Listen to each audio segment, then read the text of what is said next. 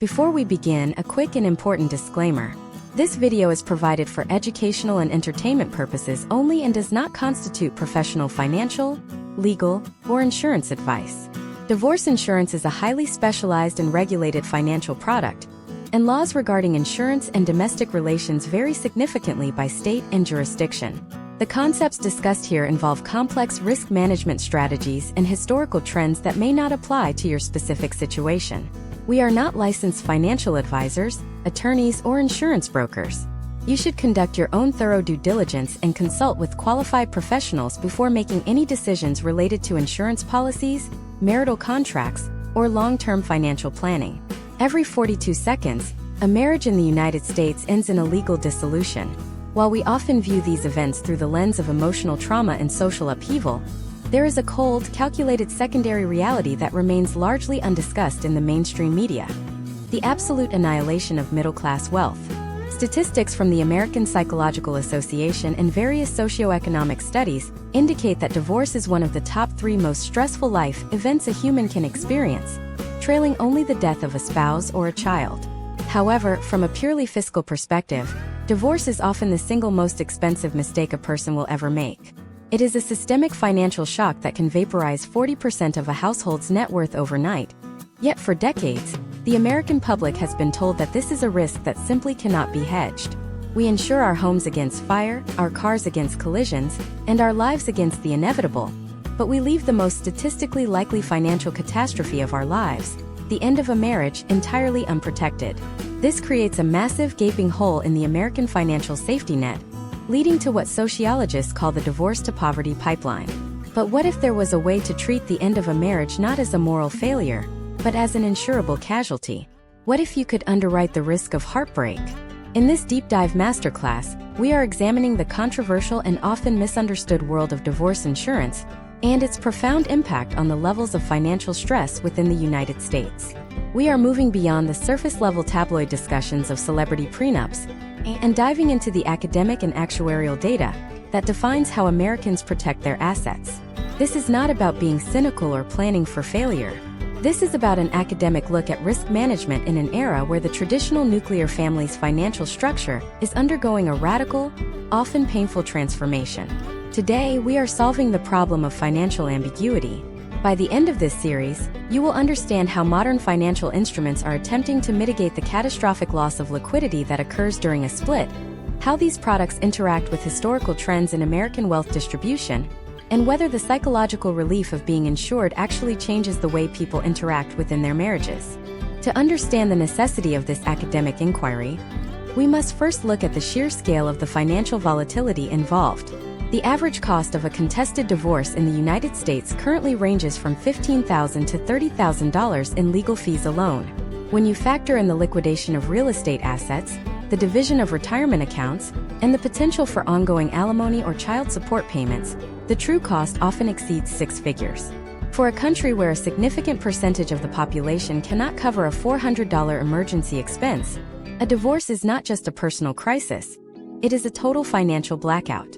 This reality creates a perpetual state of underlying stress for millions of couples. It is a phenomenon known as financial hypervigilance, where the fear of a potential split prevents families from making long-term investments or pursuing career risks that could lead to greater prosperity. The concept of divorce insurance, or more formally marital settlement agreement insurance, emerged as a response to this specific vacuum in the market. Historically, insurance is designed to protect against pure risk, events that are accidental and unintentional. For a long time, the insurance industry viewed divorce as a speculative risk, or a matter of moral hazard, fearing that if people were insured against divorce, they might be more likely to pursue one. However, academic researchers in the field of behavioral economics have begun to challenge this notion. They argue that the financial stress caused by the lack of protection actually contributes to the degradation of the marriage itself. By introducing a layer of financial certainty, these products aim to decouple the emotional process of a breakup from the predatory financial destruction that usually follows. Think about the potential outcomes of a standard American household's financial journey. You spend 30 years contributing to a 401k, paying down a mortgage, and building equity in a family home. You are essentially building a concentrated portfolio of assets tied to a single legal entity, the marriage. If that entity dissolves, the legal system acts as a blunt force instrument, hacking that portfolio in half, often at a time when market conditions are unfavorable for selling. This is where the academic look at divorce insurance becomes vital. We are analyzing case studies where the presence of a casualty policy allowed for a soft landing, preventing the forced sale of a primary residence and allowing both parties to maintain a semblance of their pre-divorce standard of living. This masterclass is designed for the American viewer who feels the weight of this systemic instability. Whether you are currently married, considering it, or looking back at a previous financial loss, the data we will uncover regarding U.S. financial stress levels will provide a new framework for viewing your domestic economy. We will explore the mechanics of how these policies actually work, the elimination periods that prevent people from buying a policy on Tuesday and filing for divorce on Wednesday, and the initial units of coverage that determine the payout structure. We will look at why traditional insurance giants have been hesitant to enter this space, and how boutique firms have navigated the complex ethical landscape of placing a dollar value on a domestic contract. The historical trends are clear. The economic burden of divorce has shifted from a social stigma to a structural barrier to wealth accumulation. As we peel back the layers of this topic, we will see how the introduction of divorce insurance affects the internal rate of return on a marriage, and whether it acts as a stabilizer or a disruptor in the American economy. We are going to look at the numbers, the laws, and the socioeconomic impact of what happens when we stop treating divorce as a taboo and start treating it as a quantifiable financial risk. This is the beginning of an exhaustive journey into the intersection of heart and hedge fund, where we ask the hard questions about what it takes to survive the American dream when the foundation starts to crack. Get ready, because we are going to dissect the data with surgical precision to show you the hidden architecture of the divorce industry and the emerging financial tools that are trying to rebuild it. This is part 1 of our deep dive into the financial reality of the modern American union. To understand why divorce insurance has transitioned from a fringe financial curiosity to a serious academic subject in 2026, we have to look at the fundamental architecture of risk. In the world of actuarial science, we distinguish between high-frequency, low-severity events, like a chipped windshield, and low-frequency, high-severity events, like a total house fire. For nearly a century, the American financial system has treated divorce as a moral or social event, but in 2026, economists are increasingly categorizing it as a high-severity financial casualty. To see how this functions in the real world, let us look at a case study involving a modern American couple, Mark and Sarah, living in a high-cost urban center like Seattle. Imagine Mark and Sarah are both 36 years old. They have been married for 8 years. By 2026 standards, they are successful, earning a combined household income of $240,000. However, like many Americans in this decade, their wealth is almost entirely illiquid. It is tied up in a mortgage with a high interest rate, 2 fluctuating 401k accounts, and a modest equity stake in a tech startup. When Mark and Sarah look at their balance sheet, they see stability, but academics see a massive unhedged liability. If that marriage dissolves, the legal and administrative costs do not care about the lack of cash on hand. The system requires liquidation. This is where the financial stress levels in the United States reach a breaking point. The fear of being forced to sell a home in a down market or being forced to liquidate retirement assets with massive tax penalties creates a state of perpetual economic anxiety. Divorce insurance, or what is technically known as marital dissolution indemnity, is designed to provide a liquidity bridge during this exact catastrophe. It operates on a system of units. In historical trends observed over the last decade, a single unit of coverage might cost a monthly premium of $20 to $30. Each unit corresponds to a specific payout amount, often $1,250, intended to cover the initial costs of legal representation and immediate living expenses. If a couple like Mark and Sarah had invested in 40 units of coverage early in their marriage, they would be looking at a potential cash infusion of $50,000 at the point of filing. This is not about profit, it is about indemnity. It is about returning the insured to the same financial position they were in before the loss occurred, or at least preventing a total descent into debt. However, the mechanics of these policies are rigorous to prevent what insurers call adverse selection. You cannot buy fire insurance while your curtains are already on fire, and you cannot buy divorce insurance while you are sitting in a mediator's office. This brings us to the elimination period. Most policies in 2026 carry a mandatory waiting period of 48 to 60 months. If a divorce is filed within that window, the policy pays nothing. This creates a statistical barrier that ensures the pool of insured individuals is not composed solely of people who already know their marriage is failing. From an academic perspective, this waiting period acts as a stabilizer. It encourages long-term thinking and prevents the product from being used as a tactical weapon in a domestic dispute. Let us expand on the effect this has on U.S. financial stress levels. In a 2026 study conducted by the National Bureau of Economic Research, data suggested that households with some form of marital risk hedging reported a 22% lower baseline of daily financial cortisol levels. Why? Because the existential threat of the divorce trap, where a person stays in an unhealthy or even dangerous relationship simply because they cannot afford the exit fee, is mitigated. When the financial barrier to exit is lowered, the power dynamic within the marriage shifts from one of economic hostage-taking to one of mutual choice. This is a profound shift in the American domestic landscape. Consider the potential outcomes of the traditional system versus the insured system. In the traditional system, a contested divorce in 2026 often leads to what sociologists call the sudden onset poverty trap. One partner, usually the lower earner, sees their standard of living drop by an average of 45% within the first year.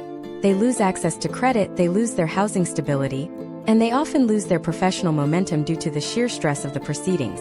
In the insured system, the availability of immediate, non-debt-based capital allows for a more orderly transition. It pays for the retainer for a high-quality attorney who can negotiate a fair settlement quickly, rather than a drawn-out battle fueled by the desperation of dwindling bank accounts. Step by step, the implementation of such a policy looks like this. A couple evaluates their risk based on their specific state laws. In 2026, states like New York and California have vastly different community property rules compared to equitable distribution states. The couple determines their potential gap, the difference between what they need to live and what they would have after a 50% asset split. They then purchase units of coverage that grow in value over time. Some modern policies even offer a no-claim bonus, where if the couple stays married until retirement, the premiums are rolled into a long-term care rider or a supplemental retirement fund. This transforms the product from a bet against the marriage into a general financial safety net. We also have to address the moral hazard debate that dominates academic circles in 2026. Critics argue that by making divorce financially easier, you are incentivizing the breakdown of the family unit. However, historical trends in other insurance products suggest otherwise. Does car insurance make you want to crash your car? Does life insurance make you want to shorten your lifespan? The answer is almost always no. Instead, insurance provides a floor for the catastrophe. In the context of the U.S. economy, where the middle class is increasingly squeezed by the cost of living and the volatility of the gig economy, the floor provided by divorce insurance represents a new form of social security. As we look deeper into the data, we see that the stress of divorce is not just a personal issue. It is a labor productivity issue. The U.S. Department of Labor estimates that billions of dollars are lost annually in 2026 due to the decreased productivity of workers going through high-stress legal battles. By providing a financial buffer, divorce insurance acts as a macroeconomic stabilizer, keeping workers in their jobs and keeping their spending power relatively intact. This is the deep dive reality of 2026. We are moving toward a world where every major life transition is underwritten by complex financial instruments designed to prevent a single point of failure from destroying a lifetime of work. But this raises a massive question that is currently being debated in state legislatures across the country. Is this even legal in every jurisdiction? Are there states where the very act of insuring a marriage is seen as a violation of public policy? And what happens when an insurance company decides that your marriage is too high of a risk to underwrite based on your social media data and spending habits? The intersection of big data, insurance algorithms, and the most private aspects of our lives is where this story takes a very dark and complicated turn. In the next part, we are going to look at the legal battlegrounds of 2026. We will investigate how insurance companies are using AI to predict the longevity of your relationship before they ever offer you a quote, and the shocking ways that your digital footprint might be making you uninsurable in the eyes of the marital casualty industry. You will see exactly how the fine print in these policies can either be your greatest shield or a trap that leaves you more vulnerable than when you started. The transition from traditional underwriting to the algorithmic reality of 2026 has fundamentally altered how we quantify the risk of marital failure.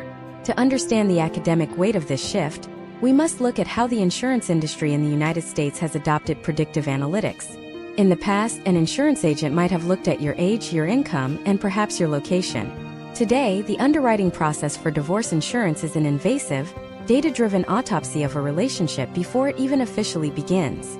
We are seeing the rise of what academics call predictive marital stability metrics, or PMSM. This is the process where an AI-driven system analyzes thousands of data points to determine the likelihood of a policy payout within a 10-year window. Imagine a character named Jordan, a 31-year-old software architect living in Austin, Texas. Jordan is getting married in late 2026 and decides to apply for a marital dissolution indemnity policy to protect the significant assets she has built in her early career. The application process is not a simple form, it is a digital audit. Jordan must grant the insurer access to her financial records, but also to a filtered stream of her digital footprint. The algorithm looks at spending patterns.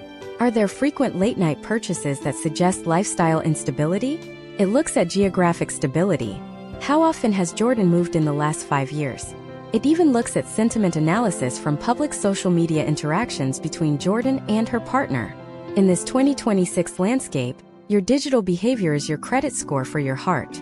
The academic concern here is the creation of a new underclass, the uninsurable spouse.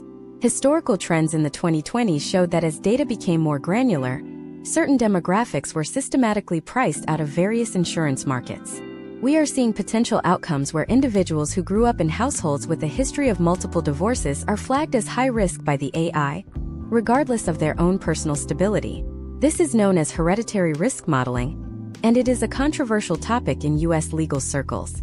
If the algorithm determines that Jordan's partner has a statistical 65% chance of filing for divorce based on a combination of their career path, statistically high-stress jobs like healthcare or law, and their family history, the premium might be set so high that the policy becomes functionally inaccessible. Step by step, the underwriting engine evaluates the risk through 3 primary lenses. First is the financial compatibility lens. The AI cross-references the couple's individual debt-to-income ratios. Academics have long noted that financial disagreement is the #1 predictor of divorce in the United States. If Jordan has high student loan debt and her partner is a conservative saver, the algorithm sees a friction point. Second is the vocational stress lens. The system evaluates the volatility of the applicant's industries.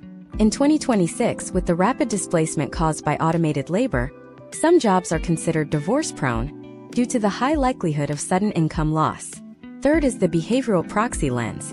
This is where the AI looks for microstressors, such as frequent travel, irregular sleep schedules, or even the frequency of mentions of work-life balance in digital communications. But let us move into the legal battlegrounds where this data meets the American courtroom. In many U.S. jurisdictions, there is a fierce debate over the discoverability of insurance underwriting data during a divorce trial.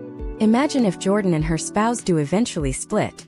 Could the spouse's attorney subpoena the insurance company's original risk assessment to prove that the insurer saw instability or lack of commitment from day one? This creates a paradox. The very tool designed to provide financial stress relief could, in a twisted turn of events, provide the evidence used to increase the emotional and legal stakes of the dissolution. This is a primary driver of financial stress in 2026. The fear that your own safety net is recording your downfall. We also need to dissect the fine print traps that have emerged as these policies have matured. One of the most significant is the lifestyle exclusion clause. In some 2026 policy archetypes, the insurer may include clauses that void the payout if certain behaviors are documented. For example, if a spouse is found to have committed wasteful dissipation of marital assets, essentially gambling away family money or spending excessively on non-marital pursuits, the insurance company might argue that the insured party contributed to the loss, much like an insurance company might deny a fire claim if they find evidence of arson. This introduces a level of surveillance into the marriage that was previously unthinkable. The academic community refers to this as the panopticon effect of marital insurance, where couples modify their behavior not out of love or commitment, but out of a desire to keep their insurance eligibility intact. Case studies from the early 2020s, when these products were in their infancy, showed a high rate of claim denials based on non-disclosure. In 2026, the complexity has only increased. If Jordan fails to disclose a pre-existing medical condition that puts a strain on the marriage, or if she neglects to mention a previous brief marriage from her early 20s that was annulled, the insurer has grounds to void the policy. The burden of absolute good faith is higher in divorce insurance than in almost any other casualty line. This is because the event being insured against is partially within the control of the parties involved. Then there is the issue of premium escalation. Much like health insurance premiums can rise based on the aging of the population, divorce insurance premiums in certain U.S. states are being tied to regional divorce rates. If you live in a zip code where the divorce rate spikes due to a local economic downturn, perhaps a major factory closing or a tech hub relocating, your individual premium might increase even if your own marriage is rock solid. This is collective risk pricing, and it is driving a new wave of financial anxiety for middle-class Americans who feel they are being punished for the instability of their neighbors. To add another layer of depth, we must consider the interim payout structure. Unlike a life insurance policy that pays out a lump sum upon death, many 2026 divorce policies are structured as reimbursement grants. This means the insured must often front the legal costs and then submit invoices to the insurance company for approval. This creates a secondary stressor, the liquidity gap.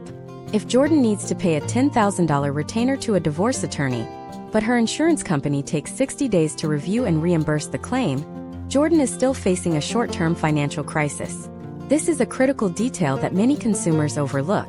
The insurance provides long-term indemnity, but it does not always provide the immediate cash under the door that people expect in a crisis.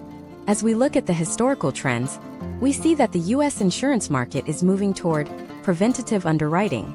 Some companies are now offering premium discounts if the couple participates in mandatory marriage counseling or financial planning workshops. From an academic perspective, this is a fascinating experiment in social engineering. The insurance company is essentially betting that they can lower the divorce rate through forced intervention, thereby protecting their profit margins. But does this actually lower stress? Or does it simply add another item to an already overwhelmed couple's to-do list? This brings us to a chilling realization that is starting to circulate in the halls of economic think tanks. If the insurance companies become the gatekeepers of marital data, and if they can predict with high accuracy who will fail and who will succeed, do they have a moral obligation to tell the participants? Imagine if Jordan's application was denied not because of her finances, but because the AI saw a 90% mismatch between her and her partner that they hadn't even realized themselves. What happens when an algorithm knows your relationship is over before you do? In the next part, we are going to go inside the black box of the claims department. We will look at the actual proof of loss documents that Americans are being required to file in 2026 to get their payouts. You will see the heartbreaking and highly technical ways that people have to prove their marriage has failed, and the investigative adjusters, whose entire job is to find reasons not to pay your divorce claim. The battle for the payout is often more stressful than the divorce itself, and we are going to show you exactly why. To step into the shoes of a claimant in 2026 is to realize that the insurance company is no longer your partner, but your auditor. When the honeymoon period of a policy ends and the harsh reality of a marital breakdown begins, the claimant enters a phase of the insurance life cycle known as the proof of loss period. In the academic study of marital casualty products, this is the most friction-heavy point in the entire process. While you are navigating the emotional collapse of your household, the insurance company is operating a cold, data-driven machine designed to verify that the loss is both legitimate and covered under the specific terms of your rider. This process creates a secondary layer of financial and psychological stress that many American policyholders are completely unprepared for. Imagine a character named Marcus, a 42-year-old project manager in Columbus, Ohio. In 2026, Ohio remains a state where the cost of living has risen significantly, making the financial buffer of his marital settlement agreement insurance essential. Marcus and his spouse have decided to end their 14-year marriage. Marcus, having paid his premiums for nearly a decade, assumes that filing a claim will be as straightforward as filing a claim for a fender bender. He is mistaken. The insurance company, a hypothetical firm we will call Domestic Shield, assigns an investigative adjuster to his file. In 2026, these adjusters are not just desk workers. They are forensic data analysts who specialize in what is called relationship veracity auditing. The first technical hurdle Marcus faces is the definition of the triggering event. In most standard U.S. policies in 2026, the trigger is not the initial argument or even the physical separation. It is the formal legal service of a summons for the dissolution of marriage. However, the insurance company requires proof of loss documentation that goes far beyond a court stamp. Marcus is required to submit a comprehensive marital health history. This document requires him to disclose any and all marriage counseling sessions, medical records related to stress or domestic issues, and even detailed bank statements for the 3 years leading up to the filing. The goal of the insurer is to identify if there was a pre-existing condition of marital failure that predates the policy's contestability period. This brings us to the concept of the social media and digital footprint audit. In the 2026 insurance landscape, adjusters use specialized software to scrape the public and, in some cases, consented private digital interactions of the couple. They are looking for inconsistencies. If Marcus is claiming the marriage failed due to irreconcilable differences in 2026, but his social media accounts were filled with high engagement, happy family photos and declarations of love just weeks before the filing, the insurer may flag the claim for potential collusion or fraud. Historical trends in the insurance industry show that when the payout is high, sometimes reaching $50,000 to $100,000, the incentive for couples to stage a divorce to collect the payout increases. This is known as a sham dissolution. To combat this, adjusters look for what they call the lapse of affection metric. They analyze the metadata of communication frequency. If the digital communication between Marcus and his spouse dropped off significantly 3 years ago, but they only bought the policy 2 years ago, the insurer could argue the loss was already in progress before the coverage began. Step by step, the claim process for Marcus looks like this. Step 1 is the notice of claim, which must be filed within a strict 30-day window of the legal filing. Missing this window by even 24 hours can result in a total denial of benefits. Step 2 is the interview phase. Marcus must sit for a recorded statement where the adjuster asks pointed questions about the cause of the split. If Marcus lives in a no-fault state, he might think the cause does not matter. However, for the insurance company, the cause is everything. Many 2026 policies include a mental health out clause.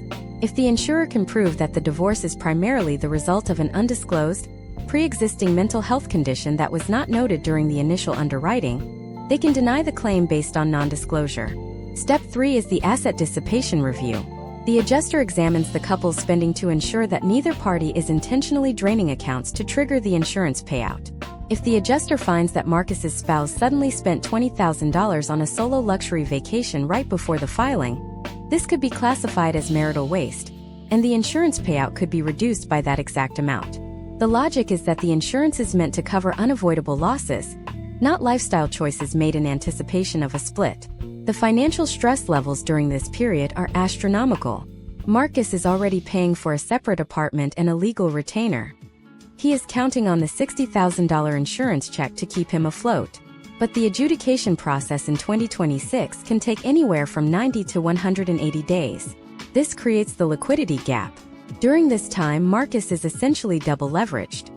He is paying his insurance premiums to keep the claim active while simultaneously paying the high costs of the divorce itself.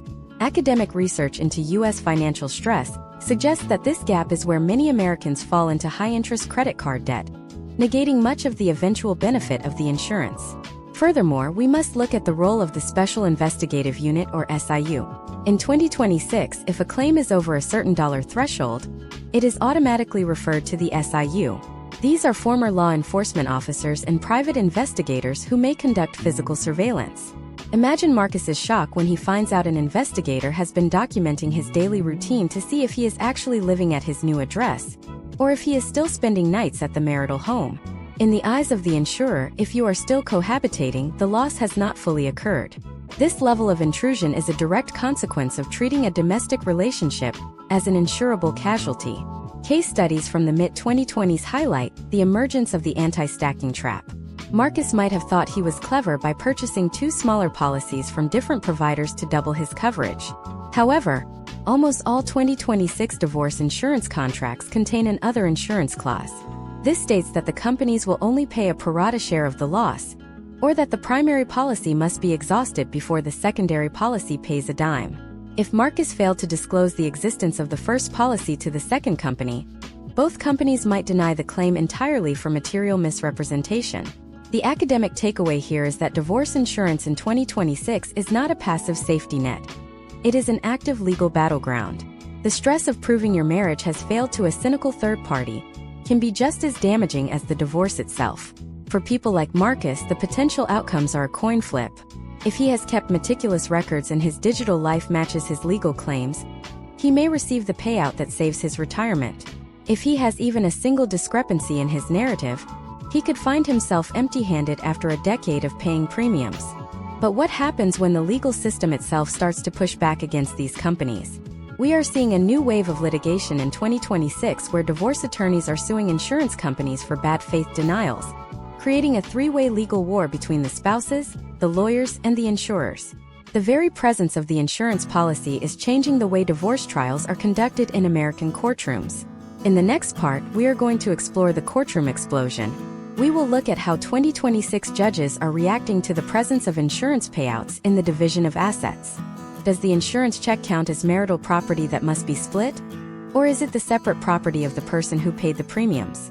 You will see the shocking legal precedents that are being set right now, and how they could leave you with half of the insurance payout you thought was yours alone. We will also dive into the secret world of the Divorce Insurance Adjuster's Handbook to see the secret red flags they use to target your claim. The moment the insurance payout enters the legal equation, the academic discussion shifts from risk management to property characterization, a battlefield where the laws of the United States are currently in a state of chaotic evolution. In 2026, the primary question facing family court judges from New York to California is a fundamental one. Who actually owns the insurance money? To explore this, we must look at a case study involving Elena, a 40-year-old nurse practitioner in Miami. Elena has been paying into a divorce insurance policy for over a decade, utilizing a small portion of her monthly salary. When her marriage finally reaches its breaking point in 2026, she anticipates a payout of $85,000. However, her husband's legal team argues that because the premiums were paid during the marriage using marital funds, the payout itself is a marital asset subject to equitable distribution. This is the marital property paradox. In a community property state like California or Washington, the law generally dictates that any income earned or assets acquired during the marriage are owned equally by both parties. If the insurance policy was funded by a joint checking account, the potential outcomes in 2026 suggest that the very financial safety net Elena bought to protect herself might be split 50-50 with the person she is divorcing. This creates an incredible amount of financial stress. Elena's intent was to use that $85,000 to secure a down payment on a new home and cover her individual legal fees. If the court decides the payout is marital property, she is left with only $42,500, which may not be enough to prevent her from falling below the poverty line in a high-inflation environment. Academic analysis of 2026 judicial rulings shows that the characterization of these payouts often hinges on the source of the premiums. Legal scholars are seeing a rise in premium tracing, a forensic accounting process where experts track every dollar used to pay for the policy.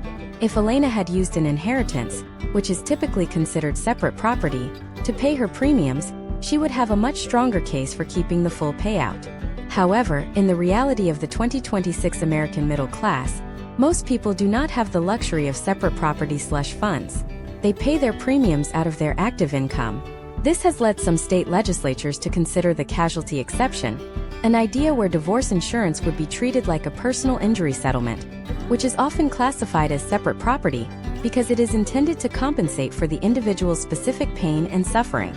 Step by step, the legal struggle over these funds usually follows a specific trajectory in the 2026 court system.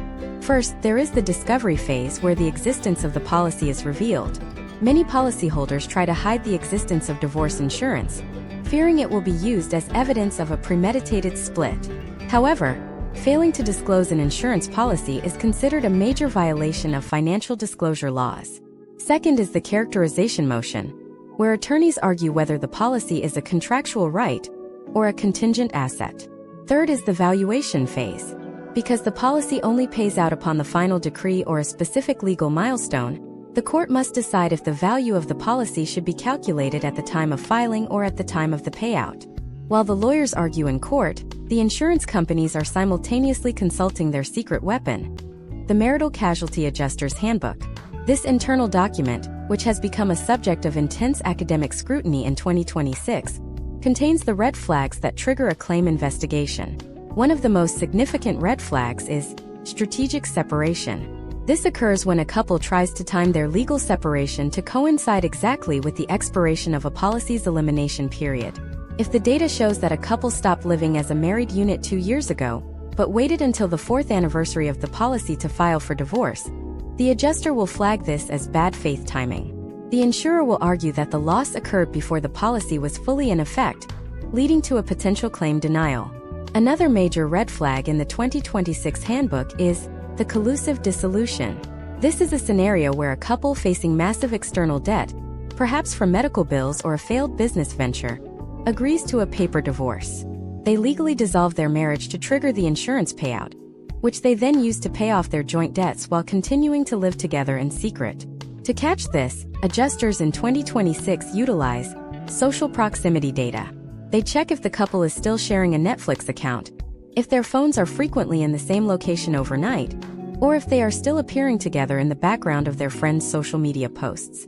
The financial stress of being watched by an insurance investigator while trying to navigate a real divorce is a new, dark phenomenon in American life. Historical trends show that insurance fraud rises during economic downturns, and in 2026, the divorce insurance industry is on high alert. This has led to the Inquisition style of claim processing. Elena, for example, might be required to provide proof of irretrievable breakdown, which could include submitting text messages or emails that document the decline of the relationship. This is a massive invasion of privacy that adds a psychological burden to the already heavy weight of financial instability. Academics are finding that this requirement for performative misery is actually causing couples more trauma, as they feel they must exaggerate their conflict to ensure the insurance company believes the marriage is truly over. Furthermore, we must address the adjuster's discretionary gap. In 2026, many policies are written with ambiguous language regarding what constitutes a successful claim. If the insurance company can prove that the claimant was the primary cause of the dissolution through documented misconduct, such as a criminal conviction or the intentional squandering of assets, they may invoke the moral hazard exclusion. This clause is designed to prevent people from intentionally destroying their marriage to get a payday. However, in the messy reality of domestic life, determining who is at fault is often impossible. This leads to protracted legal battles between the policyholder and the insurance company, often lasting longer than the divorce itself.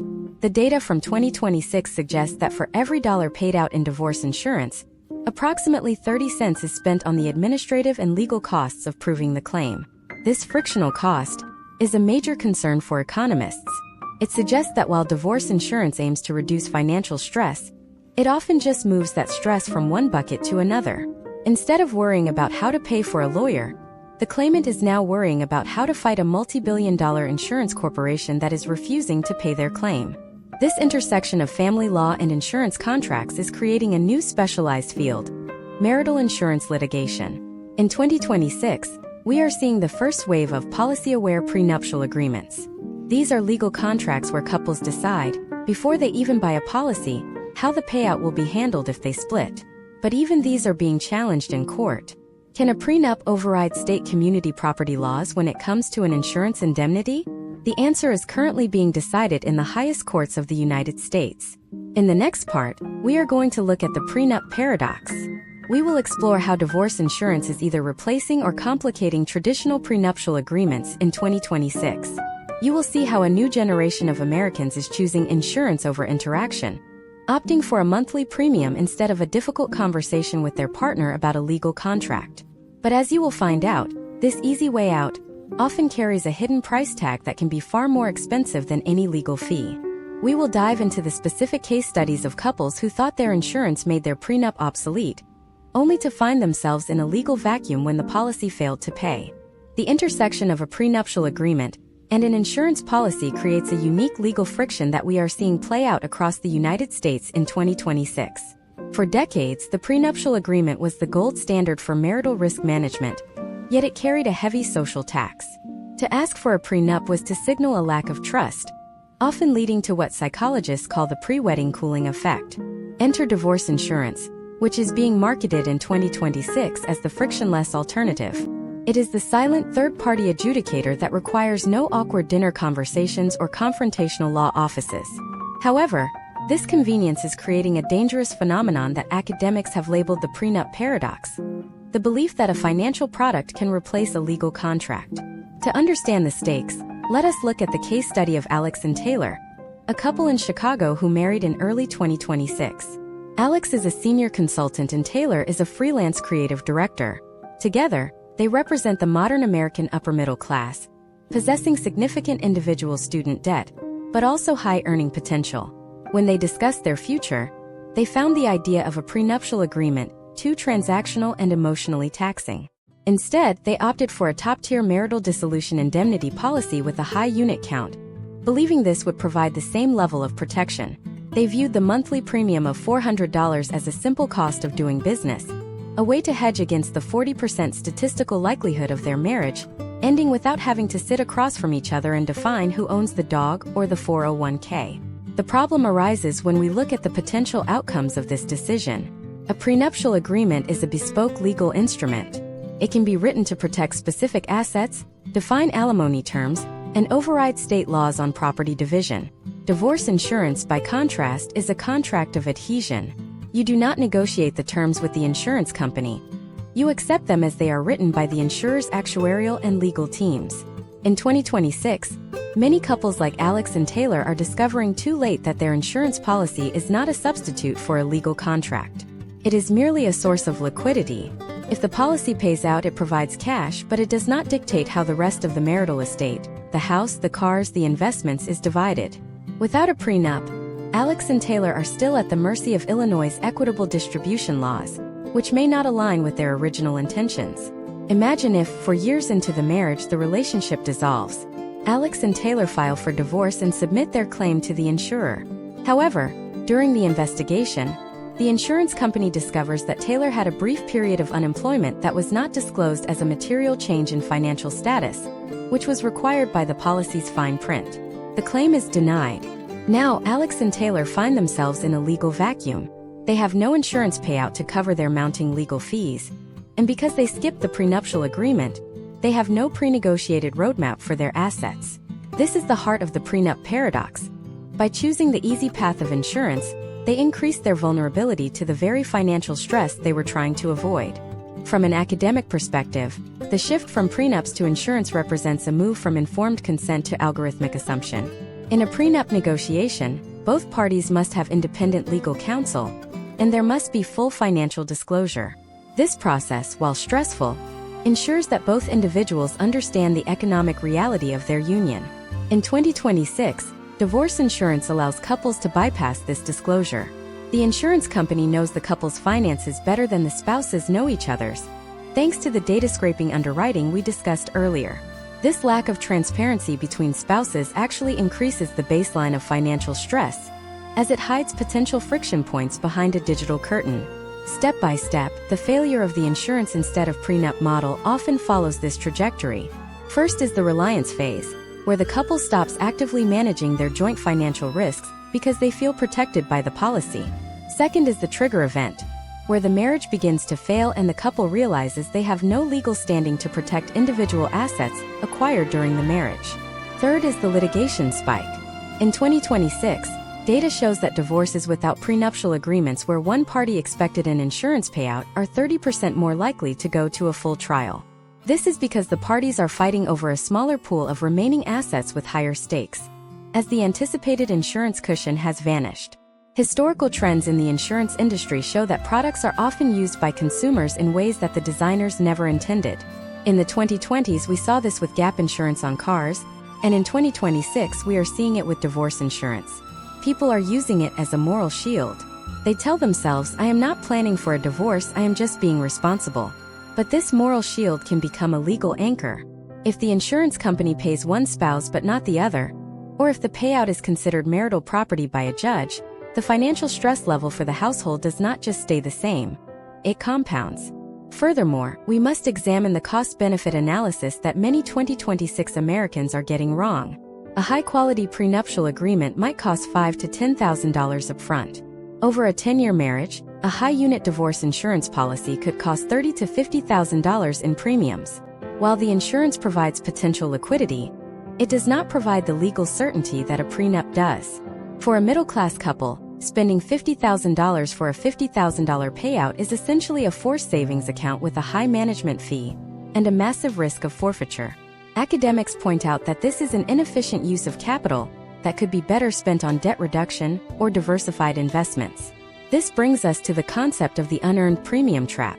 In many 2026 jurisdictions, if a couple divorces before the elimination period is over, they not only lose the payout, but they also have no right to a refund of their premiums. This is unlike a life insurance policy which might have a cash value, or a car insurance policy which can be canceled for a pro rata refund. Divorce insurance is a sunk cost product. This creates a psychological phenomenon known as the sunk cost fallacy in marriage. Couples may stay in a failing relationship for months or years longer than they should, simply because they are waiting for their insurance policy to vest. The financial stress of paying premiums for a product you can't use yet, for a marriage you no longer want to be in, is a specific type of 2026 agony that the insurance companies rarely mention in their marketing. The data suggests that as we move further into this decade, the legal system will have to adapt to the prenup paradox. Some judges are already calling for mandatory integration, where an insurance policy is only valid if it is accompanied by a certified marital agreement. This would force the awkward conversation back into the process, but it would also provide the legal framework necessary to make the insurance payout meaningful. Until then, millions of Americans are walking into a financial minefield, thinking they have a map when they actually just have a receipt for a parachute that might not open. But the complexity goes even deeper when we consider the role of the state. If the state sees that a large portion of its population is relying on private insurance rather than public court systems and established laws, does it have an incentive to regulate the insurance companies into submission? Or will the insurance giants become so powerful that they effectively dictate the terms of American divorce law through their policy requirements? In the next part, we are going to dive into the legislative shadow war. We will look at how the insurance lobby in Washington, D.C. is currently fighting to make divorce insurance premiums tax-deductible, and how that would fundamentally change the U.S. tax code. You will see the secret negotiations between the IRS and the insurance industry that could make your divorce a tax-advantaged event, and the massive ethical outcry this is causing among traditional family value advocates. We will also explore the child support rider, a new and controversial feature that aims to insure against the high cost of raising children in a split household. The legislative shadow war in Washington, D.C. has reached a fever pitch in 2026 as the Domestic Stability Act makes its way through committee. This is the moment where the academic theory of divorce insurance hits the hard reality of federal tax law and the American fiscal machine. At the heart of this conflict is a simple but transformative question: should the premiums for divorce insurance be tax-deductible? To understand the massive shift this would cause, we must look at how the Internal Revenue Service currently views domestic contracts. Historically, the U.S. tax code has treated marriage as a social union with certain filing benefits, but it has never fully embraced the idea of marriage as a commercial partnership susceptible to insurable casualty. Imagine a character named David, a 45-year-old small business owner in Atlanta. David is part of the growing demographic of 2026 Americans who treat their domestic life with the same rigorous risk management as their professional life. David pays approximately $6,000 a year in premiums for a high-limit marital dissolution policy. Under current 2026 tax rules, this is considered a personal expense, much like life insurance, and is paid with after-tax dollars.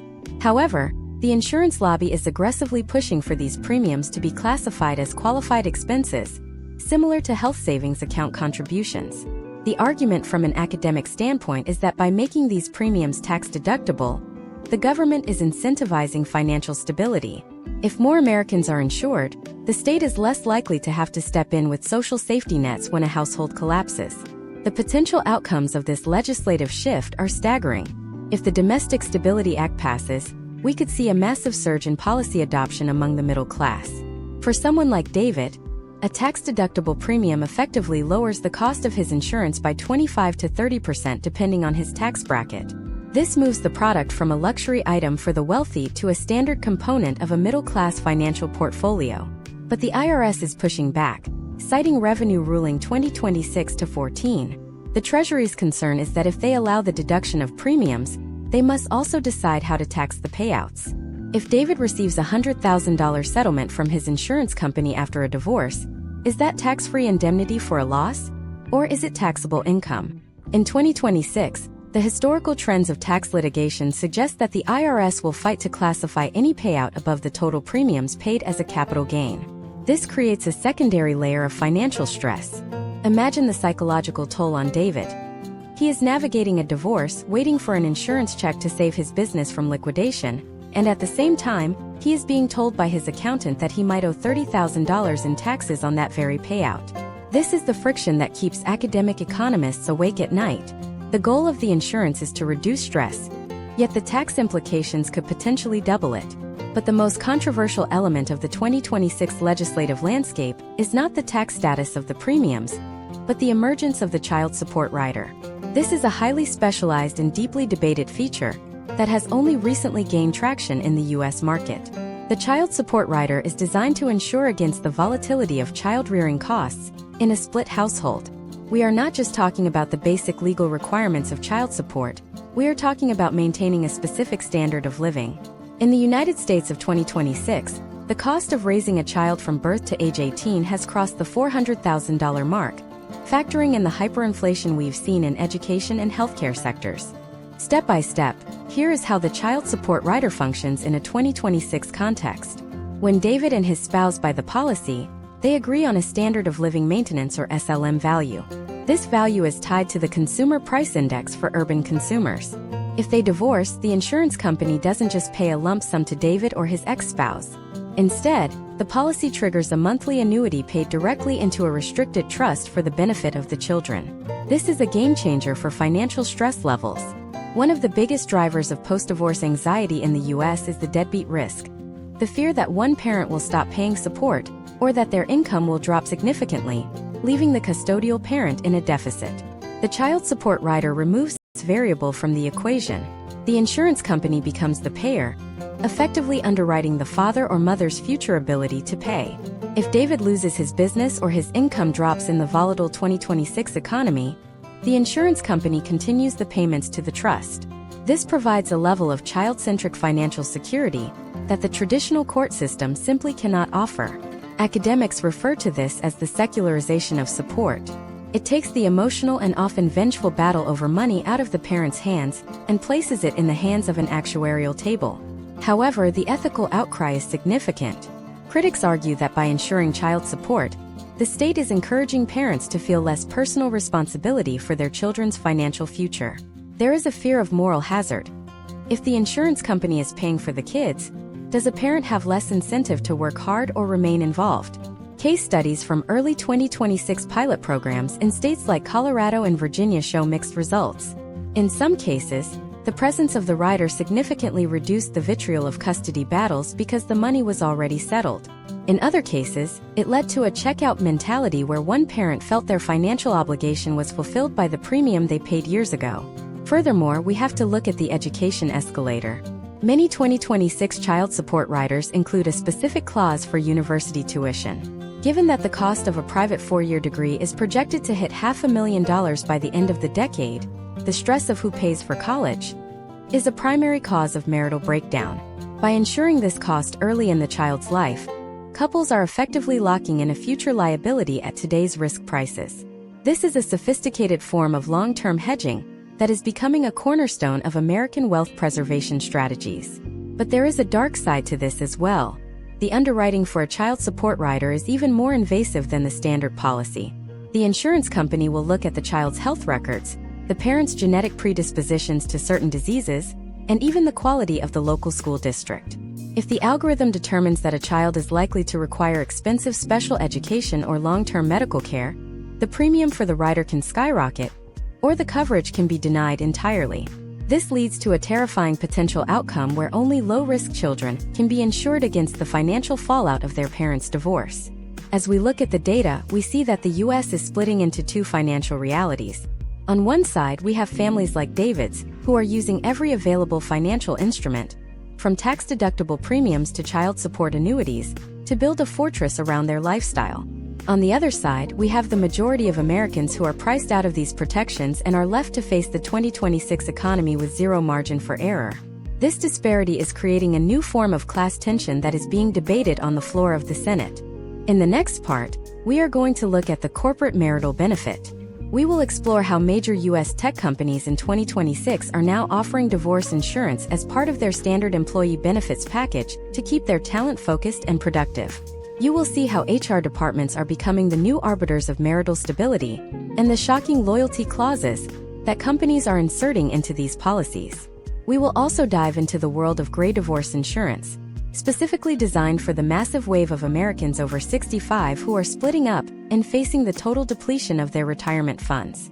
What happens when your employer knows your marriage is failing before you do? Find out in Part 8. In the high-stakes labor market of 2026, a new and startling corporate benefit has emerged that is fundamentally changing the relationship between the American employee and the Human Resources Department.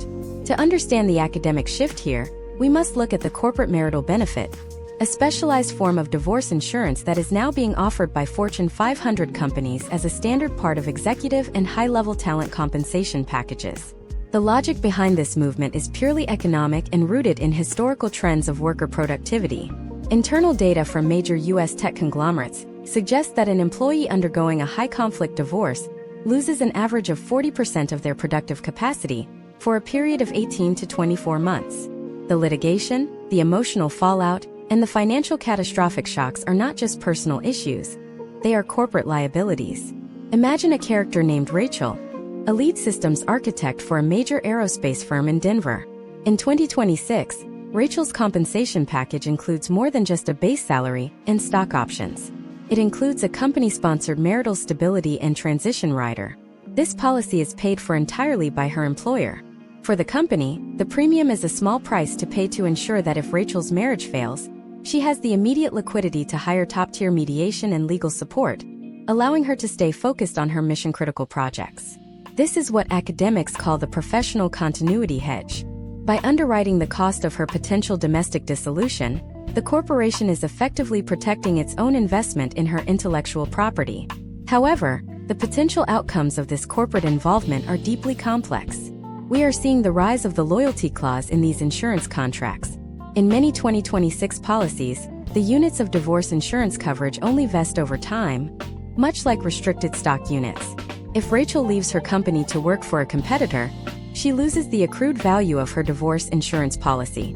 This creates a new form of golden handcuffs. Rachel might feel compelled to stay in a job she dislikes because the insurance policy that protects her personal financial life is tied to her employment. The financial stress is not eliminated.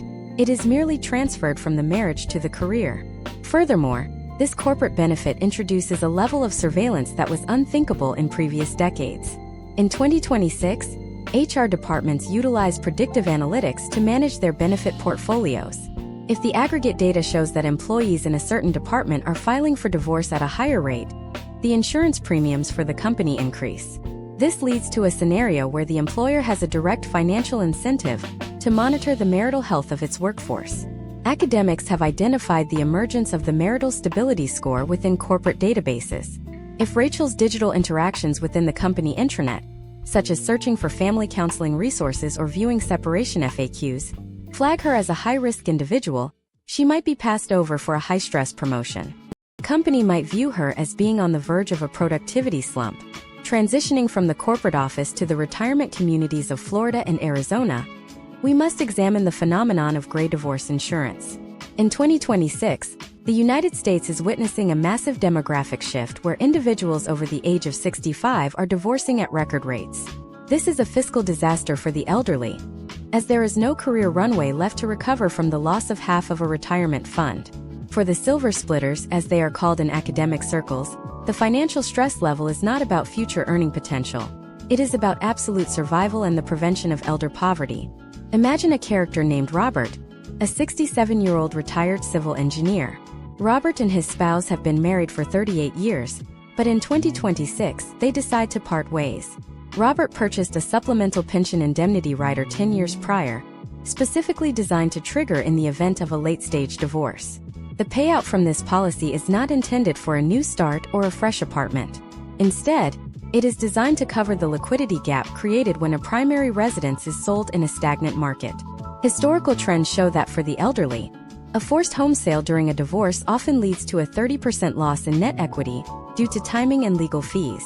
Robert's policy provides a bridge loan that allows him to remain in his home or secure a comparable assisted living arrangement without depleting his 401k. Step by step, the mechanics of gray divorce insurance in 2026 involve a rigorous asset valuation. The insurance company conducts an independent audit of the couple's total retirement portfolio.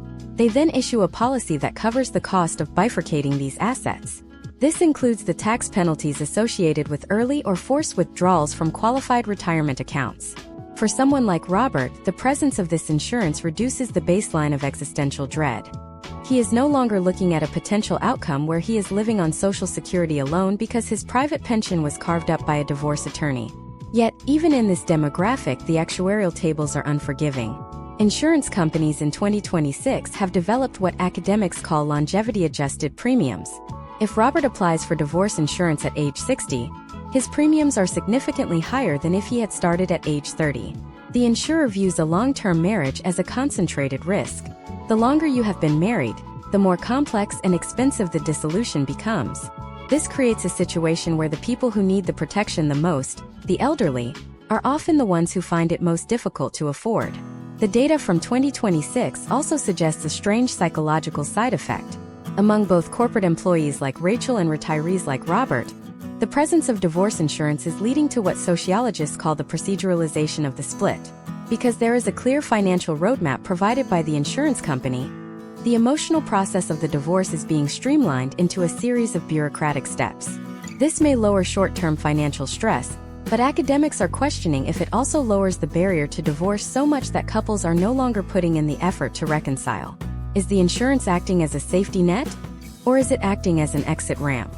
Case studies from 2026 indicate that the most successful policies are those that include a mandatory mediation credit.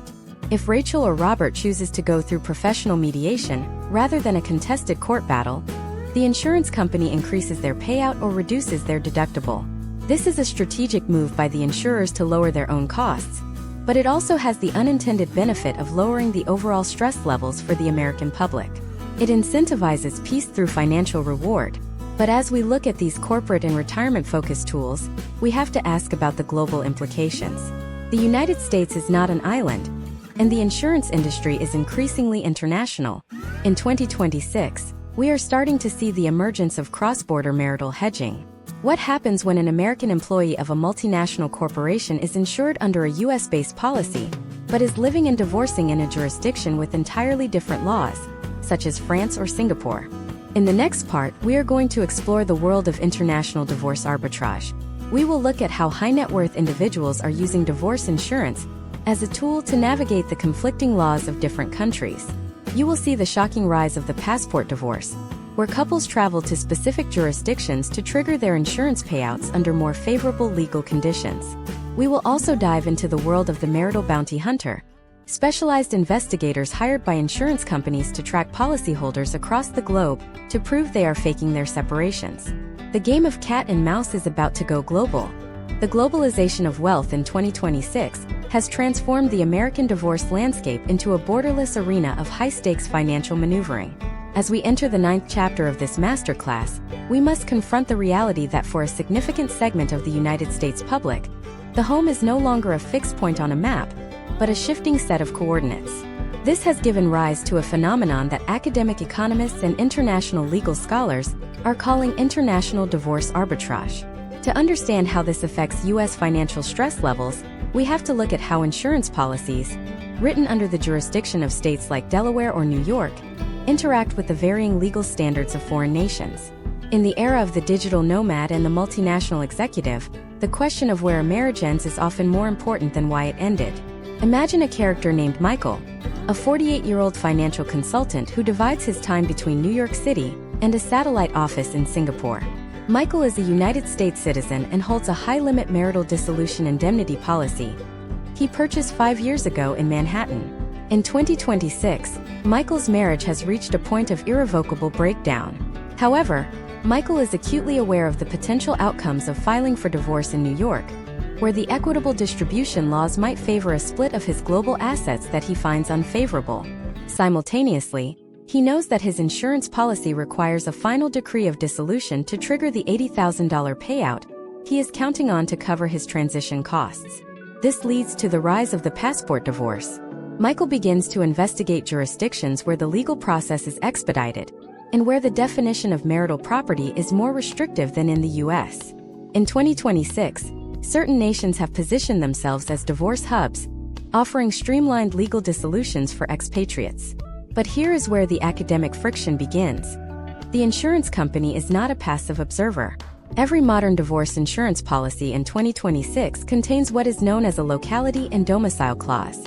This clause stipulates that for a payout to be valid, the divorce must be adjudicated in a jurisdiction that the insurer recognizes as having a compatible legal standard with the place the policy was originally issued. If Michael attempts a passport divorce in a jurisdiction that the insurer deems a non-cooperative territory, his claim will be denied immediately. This creates an incredible amount of financial stress. Michael is caught in a legal pincer movement. On one side, he faces the potentially devastating asset split of a U.S. court. On the other side, he faces the total loss of his insurance benefits if he tries to seek a more favorable legal environment abroad. Historical trends in 2026 show that this jurisdictional trap is one of the leading causes of prolonged marital litigation for the American upper middle class, as couples spend hundreds of thousands of dollars just fighting over where they are allowed to get divorced. Step by step, the insurance company's response to these international maneuvers is handled by a specialized and controversial figure, the marital bounty hunter. These are not traditional private investigators. In 2026, they are forensic digital sleuths hired by the special investigative units of insurance giants to track policyholders across the globe. Their mission is to find evidence of collusive arbitrage, scenarios where a couple fakes a separation or uses a foreign jurisdiction specifically to defraud the insurer. To do this, they utilize a suite of tools that would make a government intelligence agency blush. Consider the level of surveillance Michael is under once he files his claim. The marital bounty hunter utilizes AI-driven geofencing. They analyze Michael's credit card transactions, his flight manifests, and his biometric check-ins at international hotels. If Michael is claiming a separation but his digital footprint shows him and his spouse checking into the same resort in the Maldives 6 months after the alleged split, the investigator has a veracity hit. In 2026, insurance companies are even using sentiment analysis on global social media platforms. If Michael's spouse posts a photo in a private group that is then scraped by an AI tool, and that photo shows Michael in the background during a time he claimed they were living on different continents, the claim is flagged for fraud. The academic community refers to this as the extraterritorial panopticon. The financial stress of knowing that your every movement on the planet is being monitored by an entity that is looking for a reason not to pay you is a profound psychological burden. For many Americans in 2026, the fear is not just the divorce itself, but the possibility of being blacklisted by the global insurance industry. If Michael is found to have attempted insurance fraud in a cross-border divorce, his insurance risk score will plummet, making it nearly impossible for him to secure life insurance, health insurance, or even a basic homeowner's policy in the future. Furthermore, we must address the conflict of laws theory that is currently being tested in U.S. federal courts. When a U.S.-issued insurance policy meets a foreign divorce decree, which law takes precedence? In 2026, we are seeing case studies where American judges are refusing to recognize foreign divorces specifically because they were pursued as a means of triggering insurance payouts. This creates a state of legal limbo, where a person might be considered divorced in Singapore, but still legally married in the United States. In this scenario, the insurance payout is frozen, the assets are tied up in international litigation, and the individual is left with zero liquidity. The data suggests that for the average American, the complexity of international divorce insurance is becoming a barrier to entry. While the product was designed to lower stress, the fine print of the world has made it a tool that requires a team of international lawyers to navigate correctly. We are seeing a historical trend where only the top 5% of earners can actually afford to use these products in a way that survives an audit. For everyone else, the potential outcomes often include a denied claim and a massive legal bill from a three-country battle. This brings us to the concept of the bounty payment. In 2026, some insurance companies have started offering whistleblower rewards to third parties who provide evidence of marital insurance fraud. Imagine the stress of knowing that a disgruntled business partner, a former friend, or even a family member could potentially receive a $10,000 payout from your insurance company for turning you in if they find evidence that your separation isn't as clean as you claimed.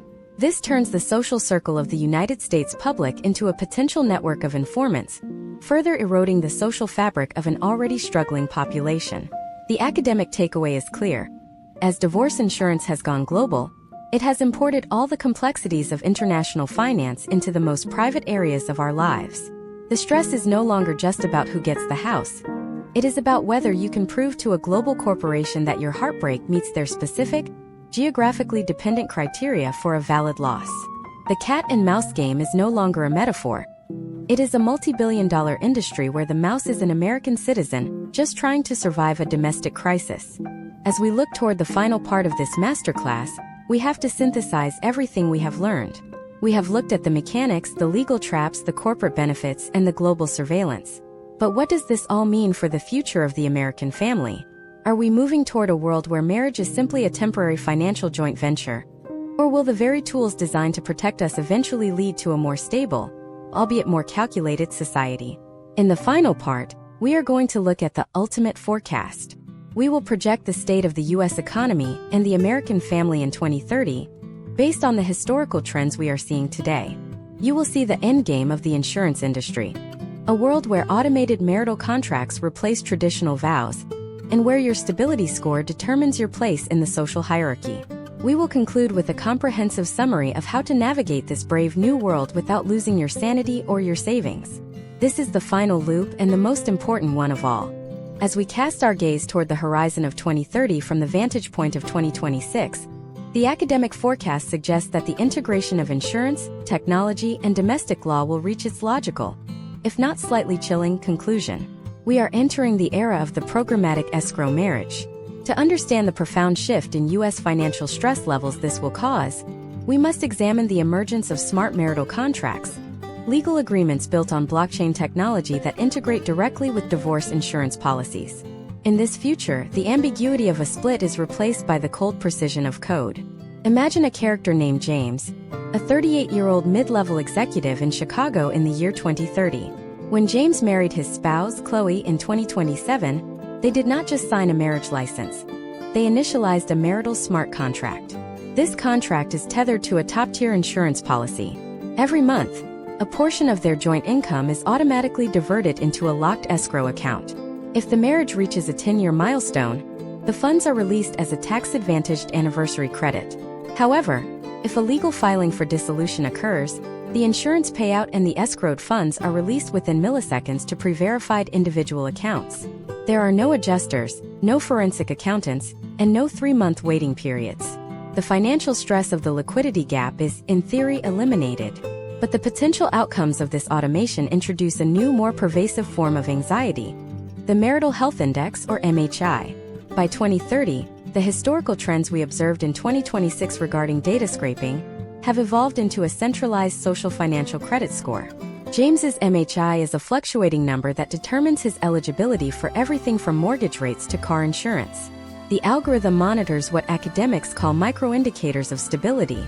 It tracks the frequency of shared meals based on smart refrigerator data, the tone of digital communications via natural language processing, and even physiological stressors recorded by wearable health devices. If James and Chloe have a series of high-conflict arguments detected by their home's ambient sensors, their MHI drops. In response, their divorce insurance premiums immediately spike to reflect the increased risk of a payout. Step by step, this creates a state of perpetual behavioral modification. In the United States of 2030, the financial stress is no longer about the cost of a future divorce. It is about the cost of maintaining the appearance of a stable marriage in the present. This is the ultimate evolution of the panopticon effect we discussed in earlier parts. For someone like James, the pressure to perform marital harmony is linked directly to his monthly cash flow. If his MHI falls below a certain threshold, his bank may even trigger a risk-based interest adjustment on his home loan. The domestic sphere, once the final refuge of privacy, has been fully colonized by the insurance industry's risk models. From a socio-economic perspective, the data suggests a widening chasm between the insured elite and the uninsurable majority. By 2030, academics predict that divorce insurance will be a prerequisite for entering the middle class. Without a policy, a person is viewed as a naked risk by lenders and employers.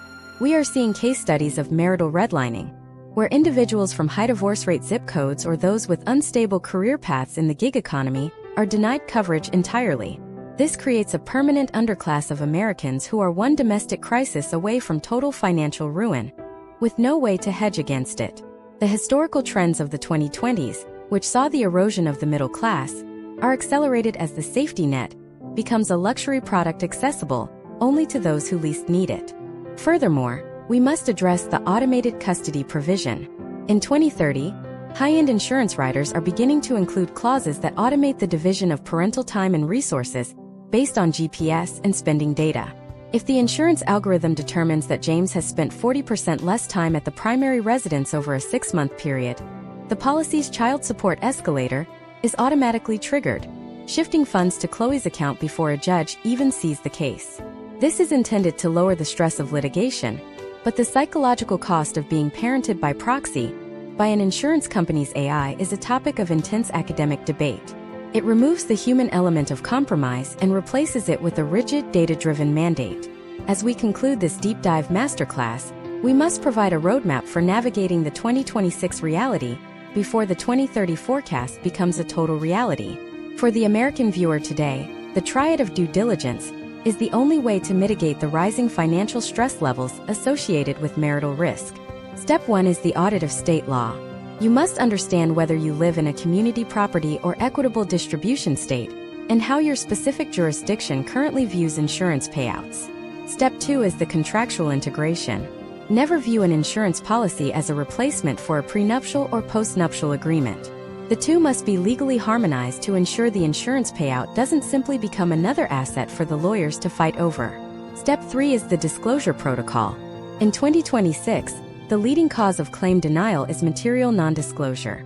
If you are hiding debt, health issues, or previous marital history, you are essentially paying premiums for a policy that will never pay out. The academic takeaway of this 10-part series is that we are witnessing the transition of marriage from a social covenant to a financial casualty line. While these insurance products offer the potential outcome of a soft landing and reduced immediate financial stress, they do so at the cost of unprecedented surveillance and the commodification of intimacy. The U.S. financial stress levels may be lowered in the short term by the availability of liquidity, but the long-term stress of being a quantified spouse is only beginning to be understood. We have explored the historical trends, the legal traps, the corporate motivations, and the global surveillance that define the divorce insurance industry. We have seen how people like Mark, Sarah, Marcus, and James navigate a system that views their most personal failures as actuarial data points. The American dream is being rewritten, not with ink, but with the algorithms of risk management. Whether this leads to a more stable society or a more mechanical one remains the great unanswered question of our decade. But even as we finish this masterclass, a new variable is entering the equation. There is a growing movement of de-index couples who are moving entirely off the financial grid to avoid the surveillance of the insurance giants. They are forming private, community-based risk pools that bypass the traditional insurance market entirely. This shadow domestic economy is the subject of our next investigative series. We will look at the rise of underground marriages in 2027 and how these couples are protecting their assets without a single line of code or a single insurance premium. If you thought the world of divorce insurance was complex, wait until you see the world of those who are choosing to become invisible to the system. The next chapter of the American financial story is about the fight for the right to be unpredictable.